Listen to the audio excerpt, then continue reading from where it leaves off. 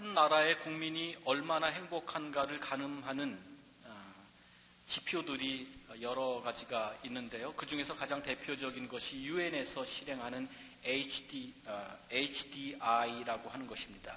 Human Development Indicator, 인간 개발 지수라고 하는 것입니다. 이것은 무엇이냐면 한 나라의 소득, 국민 소득, 그 다음에 교육 수준, 그리고 평균 수명, 유아 사망률, 이런 주요 요소들을 숫자로 환산해서 그 나라 국민의 삶의 질이 얼마나 높은지를 측정하는 그러한 지표입니다. 2011년 유엔의 발표에 따르면 대한민국은 세계 187개 나라 중에서 몇 위쯤 했을 것 같아요? 네? 아유, 죄송합니다. 주일에 이렇게 부담드려서. 15위를 했습니다. 대단하죠? 작년에 12위였는데요. 조금 경기가 안 좋아졌는지, 재작년에, 2011년에는 15위로 약간 낮춰졌는데, 그래도 그 작은 나라가 세계에서 15번째로 행복한 나라로 꼽혔다는 게 얼마나 감사한 일입니까? 여러분, 부탄이라고 하는 나라 아시나요? 부탄? 네팔 옆에, 히말라야 산맥 네팔 옆에 있는 아주 작은 왕국입니다. 이 부탄이라고 하는 나라는 187개국 중에서 131위를 했습니다. 그러니까 그만큼 삶의 질이 좀 떨어지는 그러한 후진국이라고 하는 그러한 뜻이겠죠. 그런데 여러분, 이 HDI라고 하는 지표 대신에 GNH라고 하는 또 다른 지표를 가지고 행복지수를 가늠하면 얘기는 완전히 달라집니다. 이 GNH라고 하는 것은 GNP로만 행복지수를 가늠하는 것에 반대해서 나온 그러한 지표입니다. Gross National Happiness라고 하는 것입니다. 국민 총행복지수, 이렇게 일반적으로 번역이 되는데요. 이 GNH를 지표로 삼아서 하면 세계 131위였던 부탄이 세계 1위입니다. 세계에서 가장 행복한 나라가 됩니다. 물론 이 GNH를 누가 만들었냐면 1972년도에 부탄의 그 당시 부탄 임금님이 부탄의 왕이 만든 겁니다. 그런데 여러분, 이게 뭐 그렇다고 아주 주관적인 그런 건 아니에요. 많은 나라들에서 인정을 받는 거죠. 무엇을 말씀드리는 거냐면요, 아무튼 어떠한 것을 행복의 기준으로 삼느냐에 따라서 이렇게 행불행이 달라진다고 하는 것을 여러분들에게 말씀드리는 것입니다. 이런 걸 보면 뭐 행복 지수, 행복의 기준, 행복의 조건, 이런 말들이 얼마나 사실은 애매한 개념인지 우리가 쉽게 알 수 있습니다. 많은 사람들이 행복의 조건에 대해서 이야기하지만 그 중에서 어떤 것도 사실은 절대적이고 객관적인 조건이 될 수 없는 것 같습니다. 어떤 사람에게는 행복하기 위해서 절대적으로 필요한 것이 또 다른 사람에게는 별로 대수롭지 않게 여겨지는 것이 될 수도 있습니다. 어떤 사람은 음악을 너무너무나 좋아해서 하루라도 음악을 듣지 않고는 살 수 없는, 음악이 없이는 행복을 얘기할 수 없는 그러한 사람이 있다면 음악이고 책이고 다 소용없고 그저 삼시세끼 밥만 잘 먹으면 행복한 사람이 있습니다. 어떤 사람은 돈이 생기면 시집을 삽니다. 그런데 어떤 사람은 돈이 생기면 삼겹살을 사죠. 뭐 어느 쪽이 맞고 틀리고의 문제가 아니고요.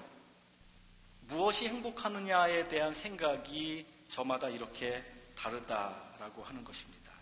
그러므로 한편으로는 우리가 행복의 조건이라고 생각하는 것, 저와 여러분이 이것이 정말 있어야 돼, 그래야 내가 행복할 수 있지, 그렇게 생각하는 것이 정말 저와 여러분을 행복하게 만들어주는 없어서는 안 될 필수 요소인지 사실은 불확실한 것입니다.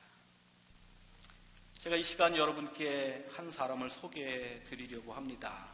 호주 출신의 이 사람과 한번 만나 보시면서 과연 우리가 그동안 행복이라고 생각했던 것, 나를 행복하게 만들어주는 것이 무엇이었는가 생각했던 것에 대해서 다시 한번 되짚어 볼 수 있는 계기가 되기를 바랍니다.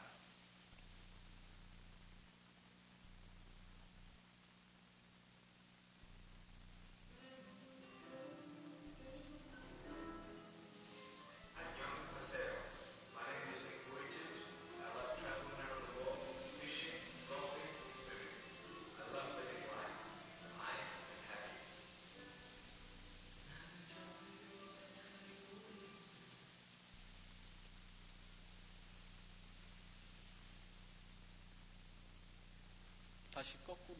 네.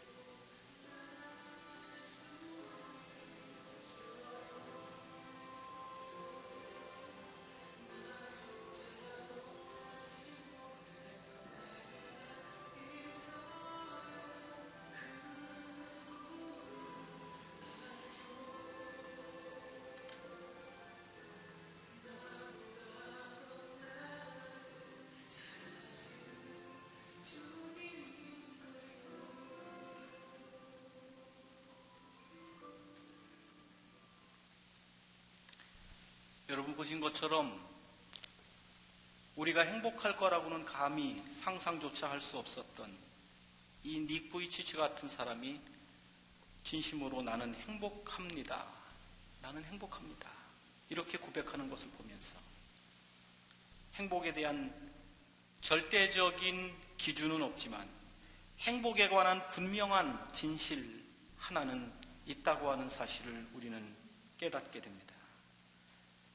그 분명한 진실은 어떤 것이 없어서 불행한 것이 아니라 우리에게 있는 것에 대한 감사가 없어서 불행하다고 하는 사실입니다.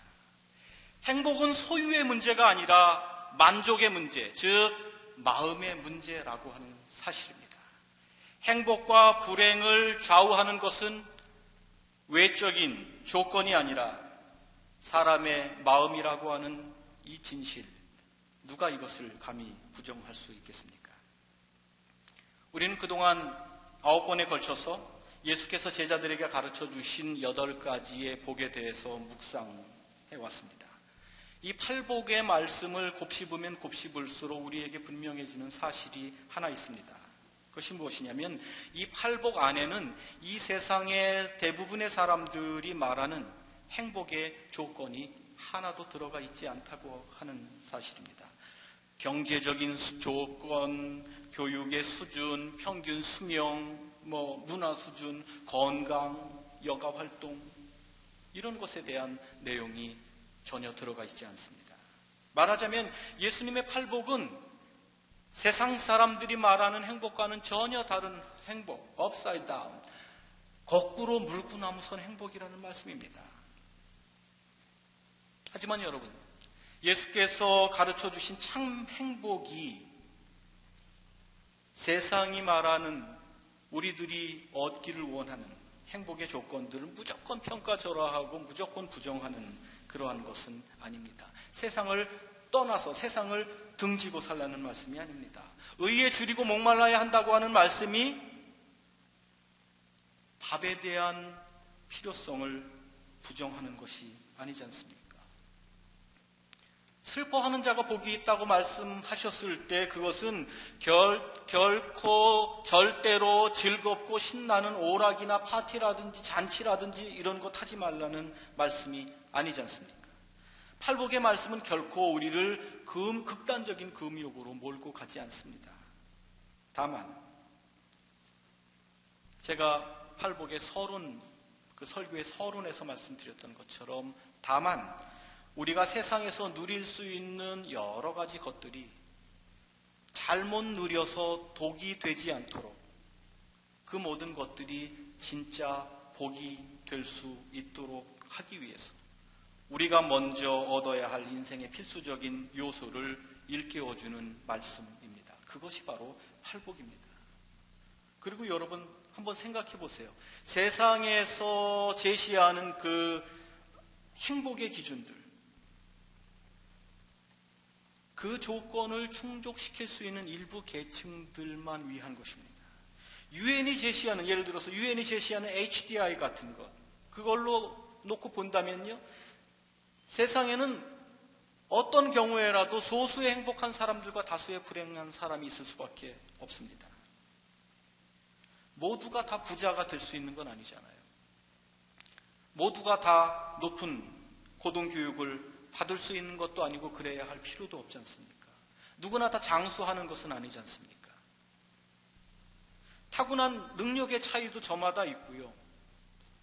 그리고 살면서 이 기회의 문제, 환경의 문제도 있습니다.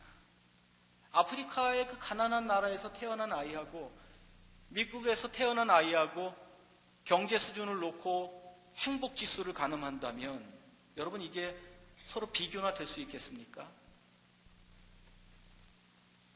정말 그런 것이라면 인생이라고 하는 것은 그 출발부터 불공평한 게임이 되어버리는 것입니다.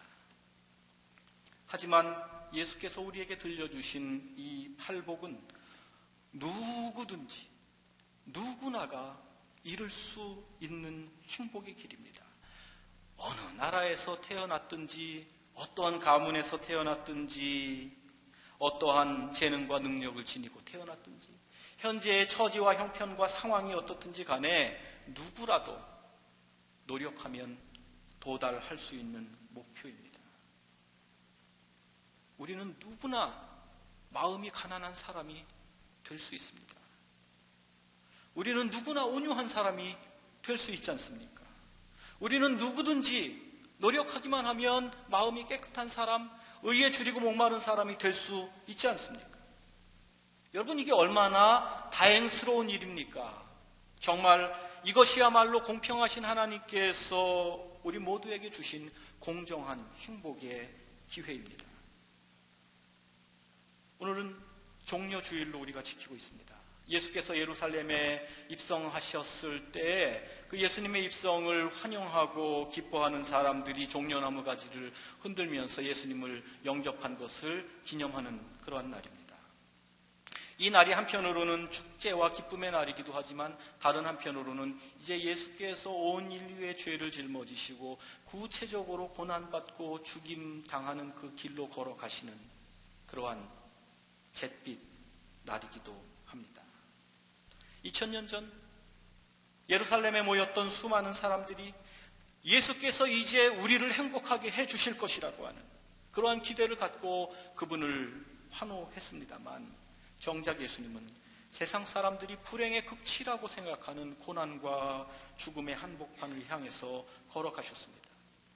갈릴리 호수가 내려다 보이는 아름다운 산 위에서 행복하여라, 행복하여라, 행복하여라 말씀을 전해주셨던 그분은 이제 불행의 한복판에 자신을 내어 던지셨습니다. 교회 여러분, 이것이 뭘 의미합니까? 예수께서 고난당하시고 죽임당하시는 것이 그분이 말씀하셨던 참 행복이 이것이다라고 하는 그 말씀을 스스로 부정하는 일입니까? 아니면 그분이 그렇게 불행당하신 걸 보면 그분의 행복론은 참 뜬금없고 그리고 절대로 현실적이지 못한 지극히 비현실적인 그러한 말씀이었기 때문입니까? 예수님께서 생애 마지막에 걸어가신 길을 라틴어로 Via Dolorosa라고 합니다. 이것은 무슨 뜻이냐면 The Way of Sorrow, 슬픔의 길, The Way of Suffering, 고난의 길, 그런 뜻입니다. 한마디로 세상의 기준으로 보면 불행할 수밖에 없고 불행하기 짝이 없는 길을 예수님께서 생애 마지막에서 걸어가신 것입니다. 그런데 그 길은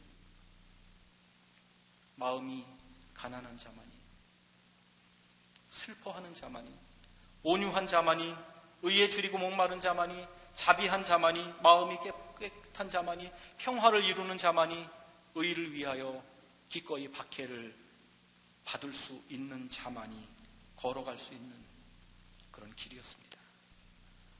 예수께서 걸으신 고난과 죽음의 길이야말로 행복을 잃어버린 자가 걸어가는 길이 아니라 진정으로 행복한 자만이 걸을 수 있는 길이었다는 말씀입니다. 예수님께서는 행복에 대해서 말씀하셨지만 행복하게 사는 데에는 실패하셨기 때문에 그 불행의 길을 걸어가신 것이 아니라 다른 사람을 진정으로 행복하게 해주기 위해서 그것이 곧 당신의 행복이기에 불행의 길을 강요당하신 것이 아니라 자처하신 것입니다. 스스로 그 길을 선택하신 것입니다.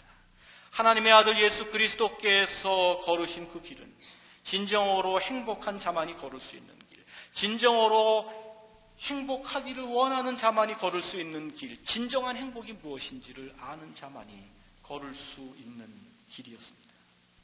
이 예수께서 걸으셨던 이 길을 이사야 예언자는 다음과 같이 묘사합니다. 그가 징계를 받음으로 우리는 평화를 누리고 그가 채찍에 맞음으로 우리는 나음을 받았도다. 그가 징계를 받음으로 우리가 평화를 누리고 그가 채찍에 맞음으로 우리가 나음을 받았도다. 예수님의 불행은 곧 우리의 행복을 위한 것이었습니다. 여러분, 남을 행복하게 해주기 위해서 감수하는 불행, 그건 불행이 아닙니다. 그것이야말로 진정한 행복이죠. 고난을 당하더라도 누군가를 행복하게 해줄 수 있는 사람, 그가 진짜 행복한 사람입니다. 아닌 것 같아요? 이 땅의 모든 어머니들을 생각해 보세요. 저와 여러분의 어머니를 생각해 보세요. 제 몸으로 낳은 자녀의 행복을 위해서는 어떠한 고난도, 어떠한 어려움도, 어떠한 불행도 감수하십니다. 당신은 열흘 20날 굶으셨어도 자식의 입에 숟가락 들어가는 것만 봐도 행복한 그것이 어머니의 마음입니다. 천근만근 같은 지치고 고단한 몸을 이끌고 또 이른 새벽에 일어나서 시장에 나아가면서도 하루 종일 좋지 않은 관절을 어루만지면서 하루 종일 10시간, 20시간 일하면서도 그것으로 한 푼, 두 푼 벌어 모아서 내 아들, 내 딸을 교육시키고 그 아이들이 잘 커가는 것을 보면 그것이 그 어머니의 행복 아닙니까?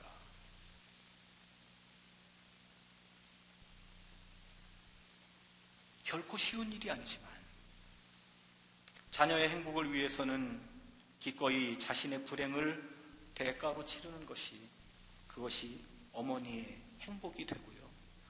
그 어머니의 행복보다 더 행복한 그런 행복이 세상에 어디 있겠습니까? 사랑을 위하여, 사랑하는 자를 위하여 고난을 받음으로 불행하게 된다면 그것이야말로 참 행복에 이르는 길이 되는 것입니다. 오늘 이제 팔복의 말씀을 정리하는 10번째 결론 설교를 마치면서 여러분이 잘 알고 있는 동화 한 편을 다시 여러분에게 떠올려 드리기를 원합니다. 쉘 실버스타인이 지은 아낌없이 주는 나무, The Giving Tree라고 하는 것인데요. 잘 알고 계시죠? 아낌없이 주는 나무. 설마 이것도 안 읽고 여기까지 오시진 않았겠죠. 혹시 아니시라면 꼭 찾아서 읽어보시기를 바랍니다. 요약하면 다음과 같습니다. 나무는 사랑하는 소년의 놀이터가 되어 주었습니다. 그래서 나무는 행복했습니다. 소년이 돈을 요구했을 때 나무는 소년에게 자신의 열매를 모두 주었습니다. 그래서 나무는 행복했습니다. 소년이 집이 필요하다고 했을 때 나무는 자신의 가지를 베어가도록 해 주었습니다. 그래서 나무는 행복했습니다. 소년이 배가 필요하다고 했을 때 나무는 자신의 줄기를 내어 주었습니다. 그래서 나무는 행복했습니다. 그리고 아주 오랜 세월이 흐른 후 소년이 늙고 지친 몸을 이끌고 돌아왔을 때 나무는 자기에게 유일하게 남아있는 밑둥을 소년을 위한 쉼터로 기꺼이 제공합니다. 그래서 나무는 행복했습니다. 그래서 나무는 행복했습니다.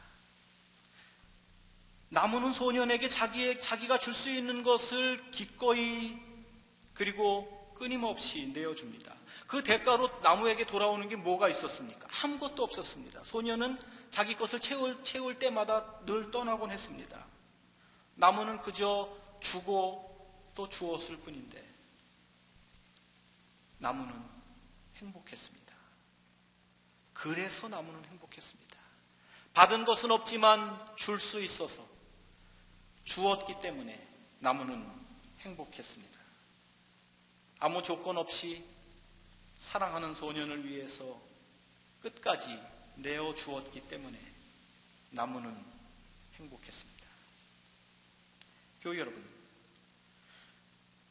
누군가에게서 무언가를 받아야만 행복할 수 있다고 하는 것, 큰 착각입니다.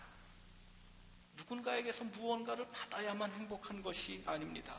무언가를 그렇게 받아서 가득가득 채워져야 행복한 것이 아닙니다. 오히려 참된 행복은 다른 사람에게 나누어 줌으로써 자신이 비워질 때, 그때 하나님께서 채워주시는 것입니다. 다른 사람을 행복하게 해줄 때 내가 참 행복을 누릴 수 있는 것입니다. 가정에서도 마찬가지죠.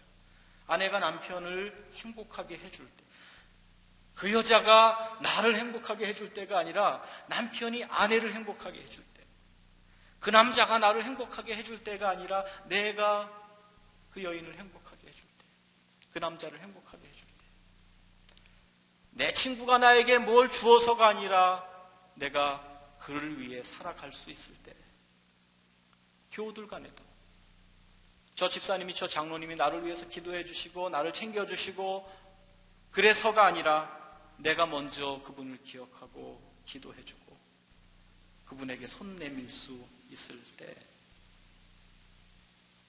그때 우리는 진정으로 행복한 사람이 되는 것입니다. 예수님은 철저하게 남을 위해서 살아가심으로 역사상 가장 행복한 사람이 되셨습니다. 그리고 예수께서 가르쳐 주신 이 8가지의 복은 남을 행복하게 함으로써 행복해지는 길로 저와 여러분들을 복스럽게 인도합니다. 오늘 팔복 설교를 마치면서 저는 다음과 같은 한마디로 이 예수님께서 말씀하신 8가지의 복을 요약하고 싶습니다. 사랑이라는 이름으로 남을 행복하게 하는 자, 복이 있나니. 사랑이라는 이름으로 남을 행복하게 하는 자, 복이 있나니. 저와 여러분이 이 진짜 복을 일평생 동안 누리며 살 수 있기를 우리의 복이 되시고 우리에게 복을 가르쳐 주셨고 그리고 내일도 우리에게 복 주기를 원하시는 예수 그리스도의 이름으로 간절히 기원합니다. 기도하겠습니다. 주님, 본을 보여주신 대로 닮아가게 하옵소서. 이끌어 주신 대로 따라가게 하옵소서. 다 주심으로, 다 버리심으로, 그렇게 섬기심으로, 그렇게 희생하심으로 가장 행복한 사람이 되셨던 것처럼 저희들도 주님, 무언가를 얻기 이전에 무언가 주어야 할 것을 기억함으로, 섬김을 받기 이전에 섬겨야 할 것을 잊지 않음으로 인하여 진정한 행복을 누릴 수 있도록 인도하여 주시옵소서. 움켜쥐고 욕심 부리는 것이 아니라 손 내밀고 나누어 주는 것이, 그리고 주께서 우리에게 주신 것이 무엇이든지 간에 우리가 주님께로부터 받은 것으로 인하여 감사할 수 있는 것이 진정한 행복의 기름을 잊지 않도록 저희를 인도하여 주옵소서. 아버지, 우리 새빛교회에 속한 모든 믿음의 식구들 이토록 참 행복 누리며 살아갈 수 있도록 저희들을 인도하여 주시옵소서. 예수님의 이름으로 간절히 비옵나이다. 아멘.